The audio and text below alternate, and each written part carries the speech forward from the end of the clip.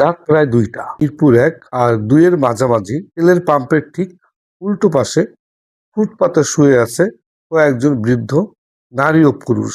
গায়ে কোনো কম্বল নেই, নেই শীতবস্ত্র, শুধু পলিথিন ব্যাগ জড়িয়ে তারা চেষ্টা করছেন শরীরটা একটু ঢাকতে।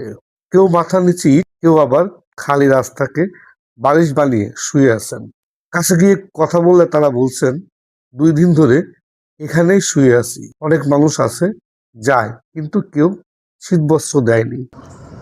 সবাই শুয়ে রয়েছে, আমরা গরিব মানুষ। কোন ভাই খাতা কাহর হন আমরা শুয়ে রয়েছি, যদি কেউ মনে চায় তা আমাকে একটা কম্বল দেয় না। বাবা মানে এত রাত এই যে ঠান্ডা শীতে শুয়ে আছেন কম্বলের আশায়, জি তো শীত তো আরো বেশি লাগবে আপনাদের। লাগতেছে না বাবা, ওই যে দেখেন না কি গাইজা রয়েছি সালামালা। তো আগে আসছিলেন, আরো আগে এসে কি পাইছিলেন কিছু আপনি? না, কিছুই পাইনি স্যার। কেউ কিছু দেয় নাই? কয়দিন ধরে আপনি এখানে যাওয়া আসা করেন? আমি এই জায়গায় 1 মাস ধরে আসি। 1 মাস আসছেন?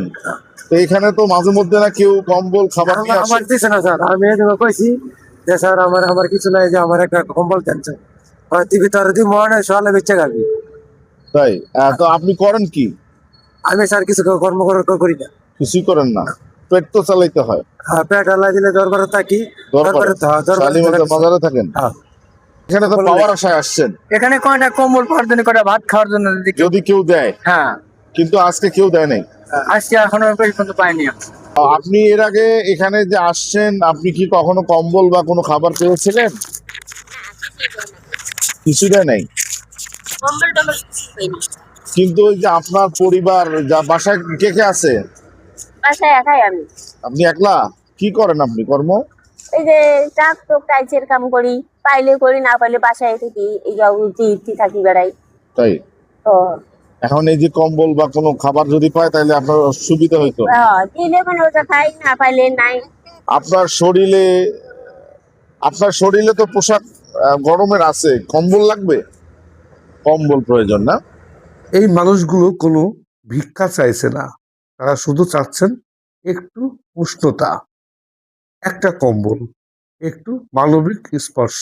চারপাশে আলো জ্বলছে, গাড়ি চলছে, শহর ঘুমাচ্ছে নিজের আরামে, আর ফুটপাতে সারিবদ্ধভাবে শুয়ে আছে এই দেশের সবচেয়ে অসহায় মানুষগুলো।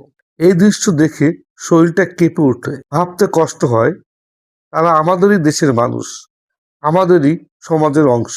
শীতের এই রাতে একটা কম্বল হয়তো কারো কাছে খুব